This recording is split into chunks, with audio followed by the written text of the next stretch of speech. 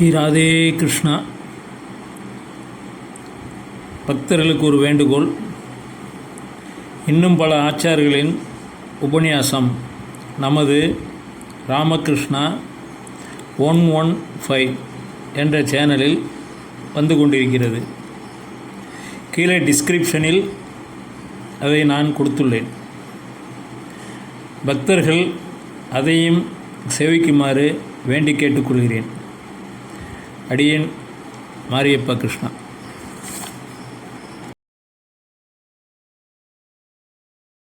பரமாத்மாவினுடைய சுபாவம் நாமரூபங்கள் அற்றதாக இருக்கிறதும் சர்வவியாபகனாக இருக்கிறதும், ஆனால் சத்தியம் விதாதும் நிஜபிருத்திய பாஷிதம் என்று பக்தனுக்கு அனுகிரகார்த்தமாக அந்த ரூபத்தை எடுத்துக்கிறதும்.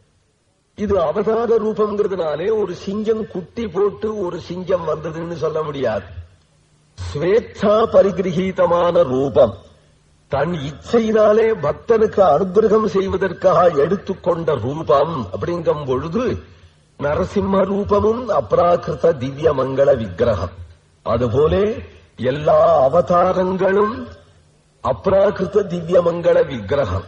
ராமரூபமோ கிருஷ்ண ரூபமோ எல்லாமே பிராகிருதமானது இல்லை, பக்தர்களுடைய அனுகிரகார். அது மட்டிலும் இல்லை, திருவேங்கடமுடையான், காஞ்சி வரதன், ஸ்ரீ ரங்கநாதன் என்கின்ற திவ்யமங்கள விக்கிரகங்கள் எல்லாம் கூட நமக்கு பார்க்கிறதுக்கு பிராகிருதம் போல தோன்றதே தவிர பக்தானுகிரகார்த்தம் எடுத்துக்கொண்ட திவ்யமங்கள விக்கிரகமா இருக்கிறதுனாலே அத மணி உரு என்று சொல்கிறார் திருமங்கை ஆழ்வார்.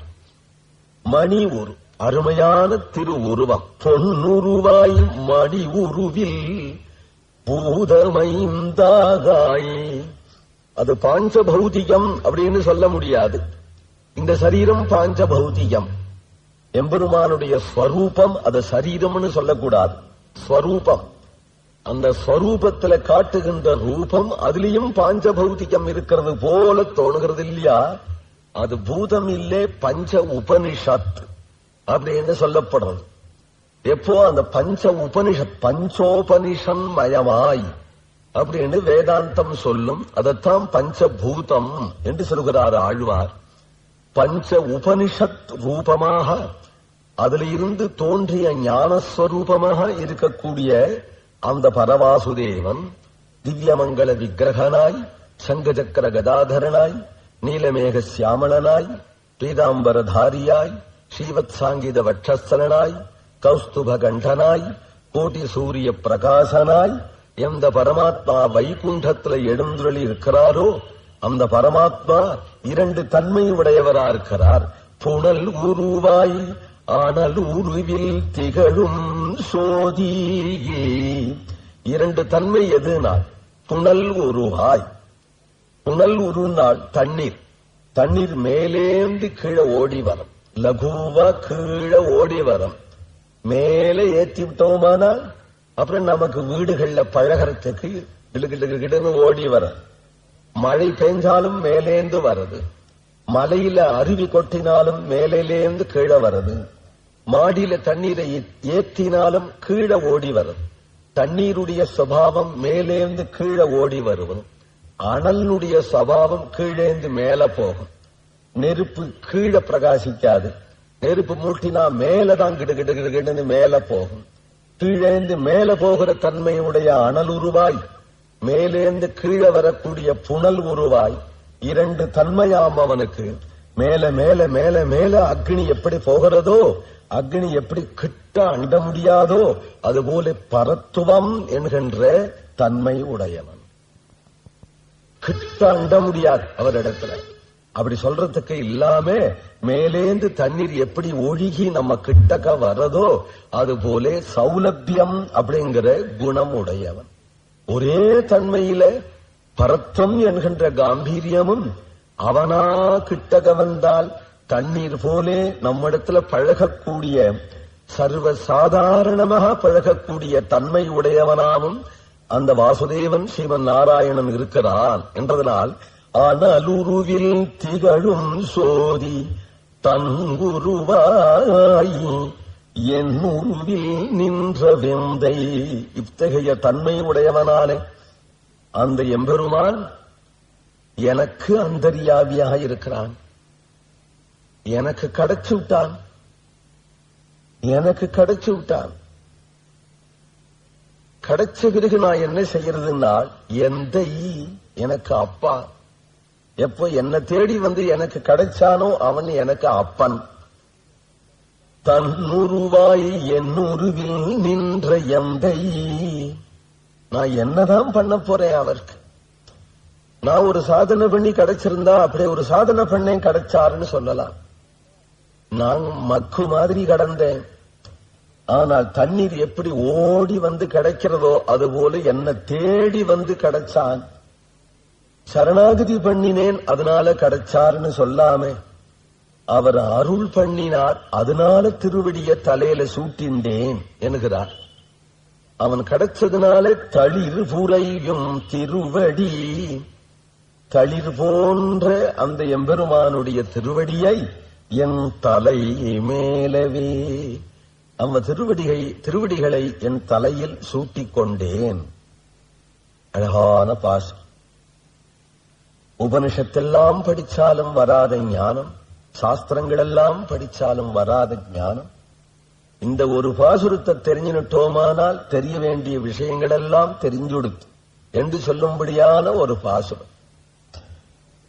மின்னுருவாய் முன்னுருவில் வேதம் நான்காய் விளக்கொளியாய் முளைத்தெழுந்த திங்கள் தானாய் பின்னுருவாய் முன்னுருவின் பெணிபூப்பில்லா பிறப்பிலியாய் இறப்பதற்கே எண்ணாது எண்ணும் பொன்னுருவாய் மணியுருவிற் பூதமைந்தாய் புனலுருவாய் அனலுருவில் திகழும் சோதி தன்னுருவாகாய் என்னுருவில் நின்ற எந்தை தளிர் புரையும் திருவடி என் தலை மேலவே.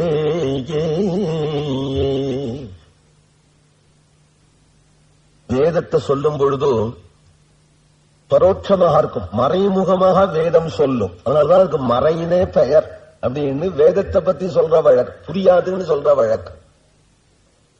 அதை புரிய வைக்கிறதுக்காக தான் இந்த திவ்ய பிரபந்தங்கள் ஏற்பட்டது. ஆனால் இதுவும் தமிழ் மறையாக இருக்கு. இந்த பாசுரங்களை படிச்சு விட்டதுனால ஞானம் வந்துடாது, புரியாது, மறையாக இருக்க. எப்போ அந்த வேதத்தை மறையாக இருக்கு அதை தெளிய வைக்கணும்னு வந்த வேதமா இருக்கும் பொழுது இதுவும் மறையாக இருக்கு அப்படின்னு கேட்டால் அது அதனுடைய குற்றம் இல்ல. அது எடுத்துண்ட விஷயம் யாருக்கும் எப்பொழுதும் மறையாவே இருக்கும். அது அவ்வளவு உயர்ந்ததாகவும் கிட்டாததாகவும் புத்தியினால அனுமானிக்க முடியாததாகவும் இருக்கக்கூடிய அந்த ஒரு பெரிய விஷயத்தை சாஸ்திர பிரமாணத்தாலேயே, அதாவது உபனிஷதங்களாலேயோ அல்லது இத்தகைய திவ்ய பிரபந்தங்களாலேயோ தெரிந்து கொள்ள வேணும். அப்படிங்கும் பொழுது நாமவே ஒரு புஸ்தகத்தை வாங்கி விட்டேன், படிச்சு விட்டேன், அதனால புரிஞ்சுனுட்டேன் அப்படின்னு பிரிடா விடாம தத் வித்தி பிரணிபாத்தேன பரிப்பிரஷ்னேன சேவையா உபதேட்சந்தி தே ஞானம் ஞானினஹா தத்துவதரிசனஹா என்று ஆச்சாரியன் திருவடியிலே துவண்டு கடந்து அவர்களிடத்துல காலக்ஷேபம் கேட்டால் ஒழியே நமக்கு இது தெரியாது. அப்போ ஆச்சாரியனுக்கு மட்டிலும் புரியுமானால் அதுக்காகத்தான் வந்தே குரு பரம்பராம் என்று பூர்வாச்சாரியர்களான பெரியவாச்சான் பிள்ளை போன்ற மகான்கள் சர்வஜர்களா இருக்கிறதுனாலே அவர்கள் இதை தெளிய வச்சுடுவார்கள். பேசிற்றே பேசலல்லால் என்று குருபியஸ்தத் குருபியா நமோவாக மதீமிகி என்று இவருடைய குரு அவருடைய குரு அவருடைய குரு என்று லட்சுமிநாதன் வரையிலும் இந்த குரு பரம்பரை போறதுனாலே கேட்டதையே சொல்லுவார்கள் என்றதுனால தானா ஒன்றும் சொல்ல மாட்டார்கள். அதனால தெளிவான ஞானம் வரும் என்று சொல்லப்படுறது. இரண்டாவது பாடல்.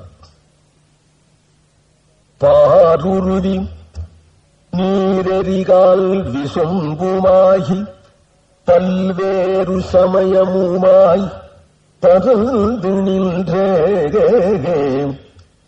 ஏருருவில் மூவருமேகே என்ன நின்ற இமயமருதம் திருவுரு வேறென்னும் போது ஓருருவம் பொன்னுருவம் ஒன்று செந்தி ஒன்றுமா கடல் உருவம் ஒத்து நின்ற மூவுருவம் கண்ட போது ஒன்றாம் சோதி முகிலுருவம் எம்மடிகள் உருவம் தானே பாருருவில் நேரறிகால் விசும்புமாகி எங்கும் உளன் பரமாத்மா என்கின்ற தன்மையை சொன்னோம். வேதமும் அதை சொல்றது. எச்சகிஞ்சத் ஜகத் சர்வம் திருஷ்யதே சூயதே பிவா அந்தர்பகிஷ்ச தத் சர்வம் வியாபிய நாராயண ஸ்திதா. ஸ்மிருதியும் சொல்றது ஜங்கமா ஜங்கமஞ்சேதம் ஜெகநாராயணாத்மகம். தாவர ஜங்கமங்களிலே எங்கும் நாராயணன் வியாபிச்சிருக்கிறான். எல்லாம் நாராயணனே. செடி கொடிகள் பசு பட்சிகள் சேதனா சேதனம் எல்லாமே நாராயணன் தான். அவனே இவைகளாக ஆகியிருக்கிறான் அப்படின்னு சொல்லும் பொழுது எல்லாம் பஞ்சபூதங்களா இருப்பதனாலே பஞ்சபூதங்களை இந்த பாசுர ஆரம்பத்துல சொல்றார். பார் உருவில் உலகம் பஞ்சபூதமாக இருக்கு அப்படிங்கிறதுனாலே பார் உருவில். பாருனா உலகம், உலகம் பஞ்சபூதமாக இருக்கு. பார் உருவில், பார் உருவி அப்படிங்கிற பாடம் மட்டிலும் உண்டு, இல்லாம. பார் இந்த உலகத்துல உருவி அப்படின்னா பூமி. உருவி அப்படிங்கிற சமஸ்கிருத பதம் உருவி என்று தமிழ்ல சொல்லப்படுறது பூமி. பூமிக்கு அப்புறம் நீர், தண்ணீர். தண்ணீருக்கு காரணமானது எரி, அக்னி. அக்னிக்கு காரணமானது கால், காற்று. காற்றுக்கு காரணமானது விசும்பு, ஆகாசம். அத அப்படி சொல்லணும். உபனிஷத்து அப்படி சொல்றது. ஆத்மன ஆகாச சம்பூதா ஆகாசாத் வாயு வாயோரக்னி அக்னிராபஹ அத்ய பிருத்திவி பிருத்திவியா ஓஷதய என்று சொல்லுகிறது.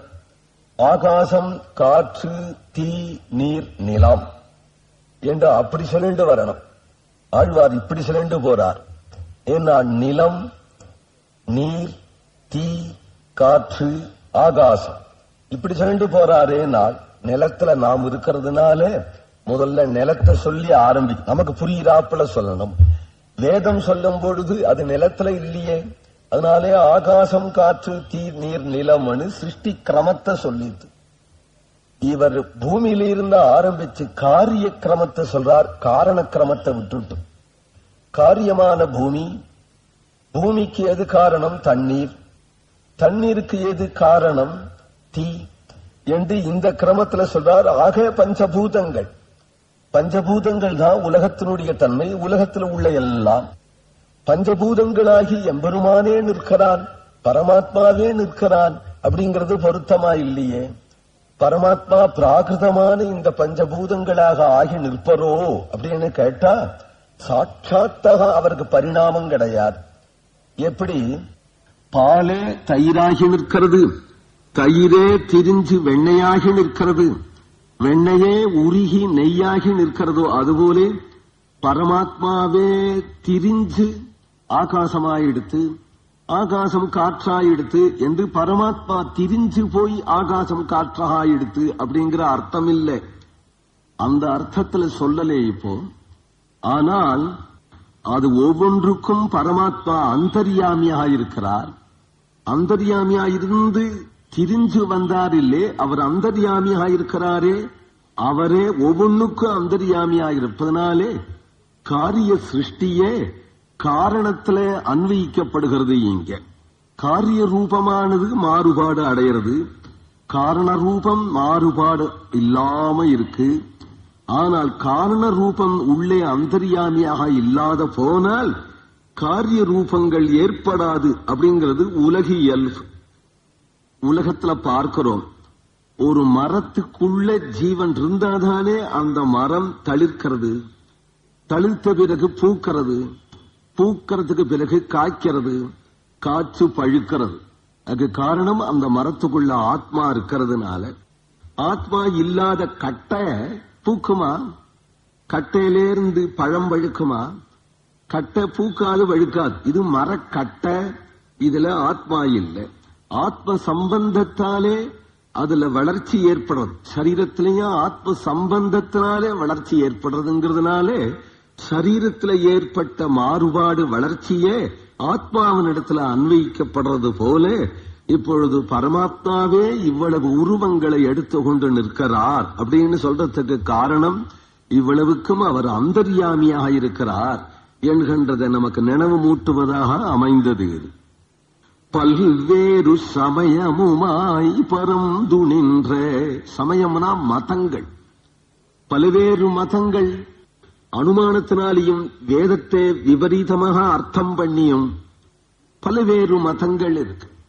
சில பேர் பிரகிருதி தான் காரணம் என்று சொல்றவர்கள், சில பேர் பரமாணுக்கள் தான் காரணம் என்கிறவர்கள், காலம்தான் காரணம் என்கிறவர்கள், சப்தம்தான் காரணம் என்று சொல்லுகிறவர்கள், கர்மாதான் காரணம் என்று சொல்லுகிறவர்கள் என்று பல்வேறு அபிப்பிராயங்கள், சமயங்கள். பெரிய விஷயத்தை எடுத்து அது விஷயமாக ரிசர்ச் பண்ணும் பொழுது அவரவர்களுடைய தீர்மானம் ஒவ்வொரு விதமாக. இது புத்தி பிராபல்யத்தை காட்டுறது. வேதோக்தமான தேவதைகள்லையும் பிரம்மா என்றோ விஷ்ணு என்றோ ருத்ரன் என்றோ இந்திரன் அக்னி யமன் வருணன் முதலிய தேவர்களையும் அவரவர்களுக்கு இஷ்டமான தேவர்களை அதுதான் உயர்ந்த தெய்வம் என்று சொல்லும்படியான சமயங்கள் பல இருக்கிறதுனாலே எல்லா சமயங்களும் தானே ஆனவனாய், எல்லா சமயங்களுடைய வழிபாடும் தனக்கே ஆனவனாய், எல்லா சமயங்களிலே இருக்கிற தெய்வமும் தானே ஆனவனாய், எல்லா தெய்வங்களாவும் தானே இருந்து எல்லா பலனையும் கொடுக்கின்றவனாய் இருக்கக்கூடிய பரமாத்மா என்றதனாலே பல்வேறு சமயமுமாய் பரந்து நின்றே. அவரவர்களுடைய சபாவத்துக்கு தக்கபடி எவர்கள் பூத வழிபாடு செய்கிறார்களோ அவர்கள் பூதங்களை வழிபடுறார்கள், தேவர்களை வழிபடுகின்றவர்கள் தேவர்களை வழிபடுகிறார்கள், பிதற்களை வழிபடுறவர்கள் பிதற்களை வழிபடுகிறார்கள். சாத்விக ராஜச தாமச குணப்படி எவரவர்கள் எதை வழிபடுகிறார்களோ அதற்கான பலன்களை அந்தந்த தெய்வங்கள் மூலமாக கொடுக்கிறது தானே என்று பகவான் கீதையில சொல்றான் இல்லையா? அப்படி வெவ்வேறு சமயங்களையும் ஏற்படுத்தினவன் சர்வேஸ்வரனே. ஏனென்றால் தன்னையே அவர்கள் வேறு பிரகாரமாக வழிபடுறார். அப்படி வழிபட இடம் கொடுப்பானே நான் வேறு பலன்களை அடைவதற்காக அவர்கள் வெவ்வேறு தெய்வங்களை வழிபடுறார்கள் என்றதுனாலே அவர்களுக்கு அதிலெல்லாம் வைராக்கியம் உண்டாகி வந்த பிறகுதான் மோட்சத்துக்கு அதிகாரியா இருக்கிறதுனாலே அப்ப நேரடியாக தன்னிடத்துல வருவார்கள். அல்ப பலன்களை விரும்புறதே அந்தந்த தெய்வங்களை அவர்கள் அண்டி அல்ப பலன்களை பெறலாம் என்று வழிவகுத்திருக்கிறானாம் சர்வேஸ்வரனே. பல்வேறு சமயமுமாய் பரந்து நின்றேக. இப்படி 33 கோடி தெய்வங்கள் அப்படின்னு பொதுவா சென்சஸ் எடுத்திருக்கா போல. தேவலோகத்துல போய் எந்த கணக்கு பிள்ளை போனாரோ போய் 33 கோடி தேவர்கள் சொல்லி சொல்லி நாமே கேட்டிருக்கோம் இல்லையா? அந்த 33 கோடி தேவர்களும் கணம். ஆனால் 33 என்று நம்முடைய ஆண்டாள் கூட திருப்பாவையில சொல்றார். 33 கோடி பேர்கள் அப்படிங்கிறது அப்ரகட்டம். 33 அப்படிங்கிறது திரயஸ்திரிம்சத் தேவ கணங்கள் என்று சாஸ்திரம் சொல்றது. ஏகாவச ருத்ரர்கள், துவாவச ஆதித்யர்கள், அஷ்ட வசுக்கள், 2 அஸ்வினி குமாரர்கள் சேர்ந்து 33. இந்த 33 இன்னும் குறிக்கினா தேவலையினால் 3 பேர் முழிசார். இந்த 3 பேர் யாரு நாள் பிரம்மா விஷ்ணு ருத்ரான் போருமே, சிம்பிளா வச்சுக்கலாம். ஏனால் இருக்கிற படங்கள் எல்லாம் ஆத்துல வந்து மாற்றி நமக்கு சாயறதுக்கே இடம் இல்லாம வச்சுக்கிறத காட்டிலும் ஒட்டி நிறையா இந்த சால கிராமம் வேணும், அந்த சாமி வேணும், அந்த சாமி வேணும் சேர்த்து கடைசியில ஒண்ணுக்கே திருமஞ்சனம் பண்ணாம இருக்கிறத காட்டிலும் சிம்பிளா 1-2 சுவாமியை வச்சுன்னா அழகா பூஜை பண்ணா நமக்கு இருக்கிற டயத்துக்கும் சௌரியமா இருக்கும் என்று நினைச்சு விட்டு அப்புறம் 3 பேரை பொறுக்கி எடுத்தார். ஏருருவில் மூவருமே என்ன நின்ற இமையவர். ஏர் உருவில் சிறந்த உரு, எல்லாத்தையும் கழிச்சுதானே பொறுக்கணும். ஆனாலும் இவை யாரோ இது யாரோ யாரோ கழிச்சு விட்டு 3 உருவத்தை பொறுக்கி எடுத்தார்கள். பிரம்மா, விஷ்ணு, ருத்ரன் என்கின்ற மும்மூர்த்திகள். மும்மூர்த்திகள்னு சொல்ல வேண்டி இருக்க 3 தேவர்கள் அப்படின்னே எடுத்து விட்டா பிரிச்சு காட்டுறதுக்காக. ஏருருவில் மூவருமே என்ன நின்ற இமையவர் தன், அதுலயும் திருவுரு வேறென்னும் போதுகோ, அதுலயும் ஒருத்தர பொறிக்கேடு.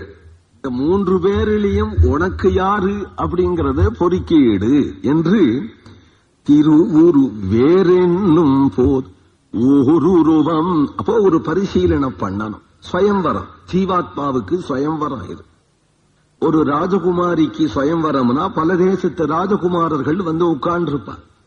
நம்மளை பொறுக்குவாளான்னு பார்த்துண்டு அப்படி உட்கார்ந்துருக்கும் பொழுது அந்த ராஜகுமாரி அவ்வளவு பேர்களும் செலக்ட் பண்ணி இவர்தான் நமக்கு ஏற்றவர் அப்படின்னு மாலை போடுவலாம்.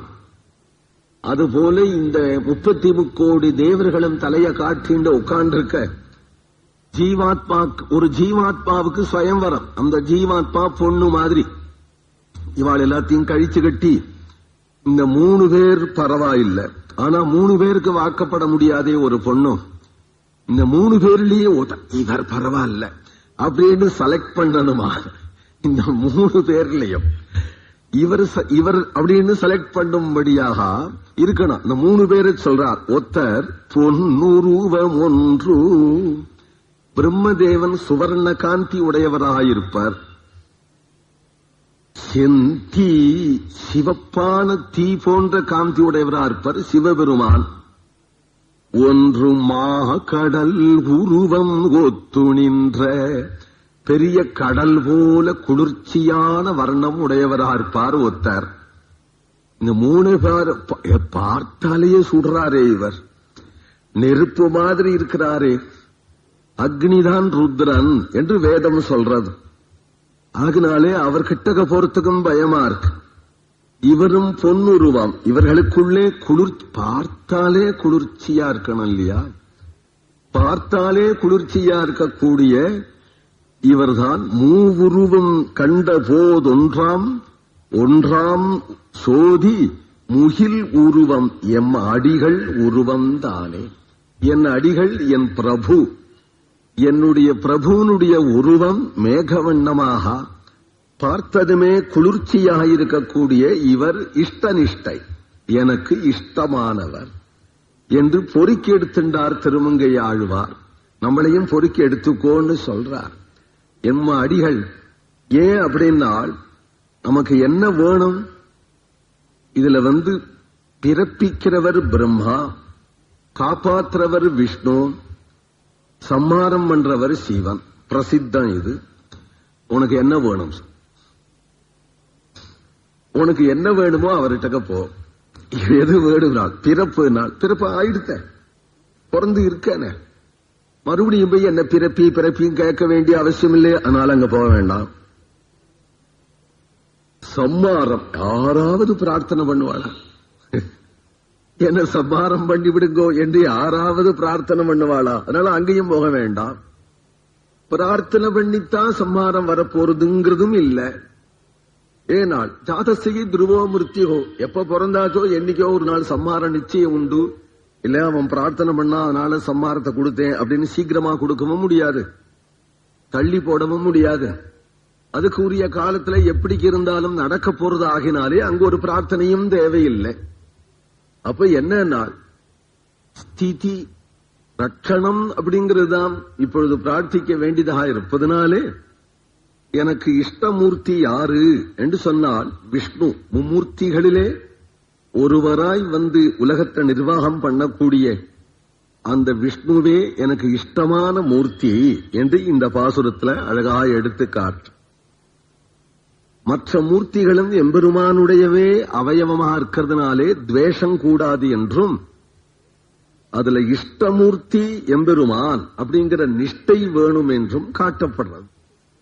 பொதுவாக துவேஷம் கூடாது, இஷ்டநிஷ்டைய அவசியம்.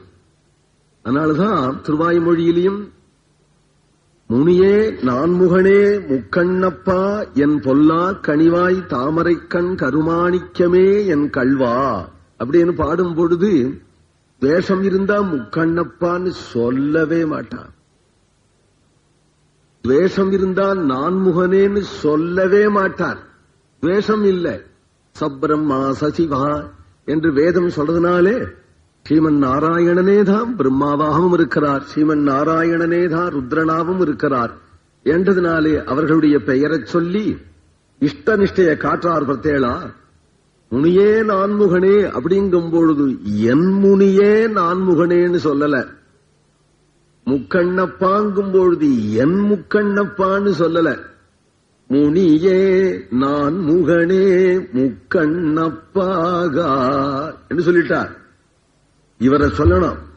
இவரை சொல்லும் போது மட்டும் அடிப்படை ஆழமா போடுறார். என் பொல்லா கனிவாய் தாமரை கண் கருமாணிக்கமே என் கல்வா அப்படிங்கும் பொழுது என் அப்படிங்கிற பதத்தை அவர் சொல்றத பார்த்தா இஷ்டனிஷ்ட.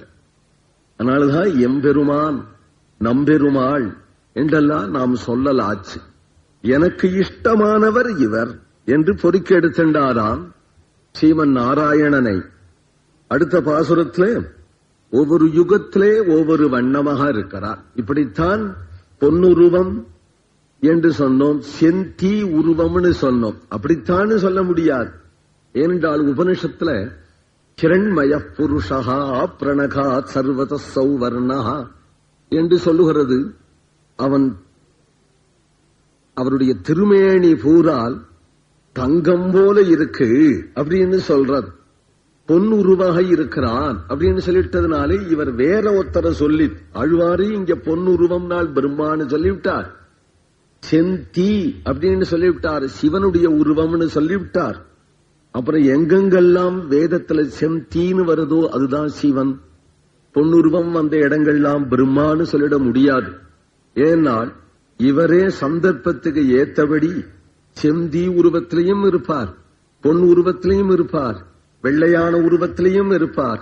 அந்தந்த சந்தர்ப்பத்துக்கு ஏத்தபடி இருப்பதனாலே வேதத்துல வர வாக்கியங்களை சந்தர்ப்பத்துக்கு ஏத்தபடி சர்வேதைச்ச சர்வைகி அகமேவ வேத்யா என்று பரமாத்மாவையே சொல்லுகிறது என்று கண்டுபிடிக்கணும். அத திருவிள்ளம் கொண்டு சொல்றார், இங்க எடுத்து காட்டுறார். ஒவ்வொரு யுகத்திலே ஒவ்வொரு வண்ணமாக இருக்கிறார் என்றும் சாஸ்திரம். பாகவதம் சொல்றது கிருதே சுக்லகா சதுர்பாகோ. கிருதயுகம் சுத்தமான யுகமா இருந்ததுனாலே வெள்ளையா இருக்கிறாராம். கிருதயுகத்துல திரேதாயுகத்துல ரஜோகணம் உண்டாயிட்டதுனாலே திரேதாயுகத்திலே சிவப்பாக இருக்கிறார்.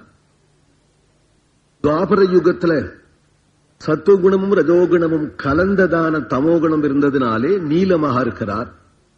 கலியுகத்துல தமோகுணமே பூர்ணமாயிட்டதுனாலே நல்ல கருப்பா இருக்கிறார். இப்படி 4 வருடமாக இருக்கிறார் அப்படின்னு பாகவதம் சொல்றது.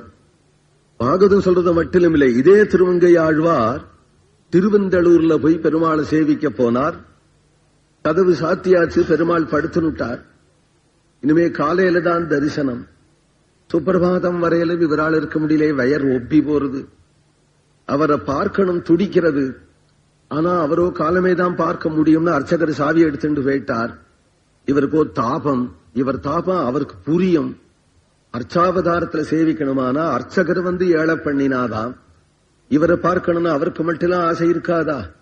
திருக்கோவிலூர் ஆயனார போலே திருமங்கை ஆழ்வாரிடத்துல தானே ஓடி வந்து இதோ பாரும் என்று நிற்கிறார். இவரோ என்னத்தை பார்க்கிறது அப்படிங்கிறார். என்ன பாரும்? ஏன்னா நான் கிருதயுகத்துல எப்படி இருந்தேன் தெரியுமா?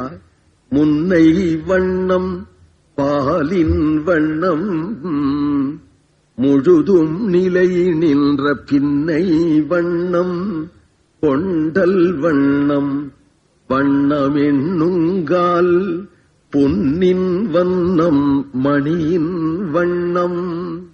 நான் கிருதயுகத்திலே வெள்ள வெளியேன்னு இருந்தேன். திரேதாயுகத்திலே கொஞ்சம் சேப்பா இருந்தேன். அப்புறம் தாபர யுகத்திலே சியாமள வர்ணமாக இருந்தேன் என்று ஒவ்வொரு வண்ணமாக காற்றாராம் திருமங்கை மன்னனுக்கு. இந்த இடத்த திருமங்கை மன்னன் இந்த இடத்துல சொல்லும் பொழுதும் எம்பெருமானுக்கு பலவிதமான வண்ணங்கள் உண்டு, சந்தர்ப்பத்துக்கு ஏத்தபடி அப்படின்னு சொல்றாரு இல்லையா? அதத்தான் இங்க திருநெடுந்தாண்டகத்திலையும் சொல்றார். அது பெரிய திருமொழியில சொன்னது. இங்க திருநெடுந்தாண்டகத்திலையும் சொல்றார், திருவடிவீர் கருணெடுமால் சேஜனின்றும் திரேதை கண்வளையுருவாகாய் திகழ்த்தானின்றும் பெருவடிவீர் கடலமுதம் கொண்ட காலம் பெருமானை கருணீல வண்ணத்தன்னை ஒரு வடிவத்தோர் உருவென்று உணரலாகா ஊழி தோறு ஊழி நின்று ஏத்தலல்லாகல் கருவடிவீர் செங்கண்ணவண்ணன் தன்னை கட்டுரையே யாரொருவர் காண்கிற்பாரே.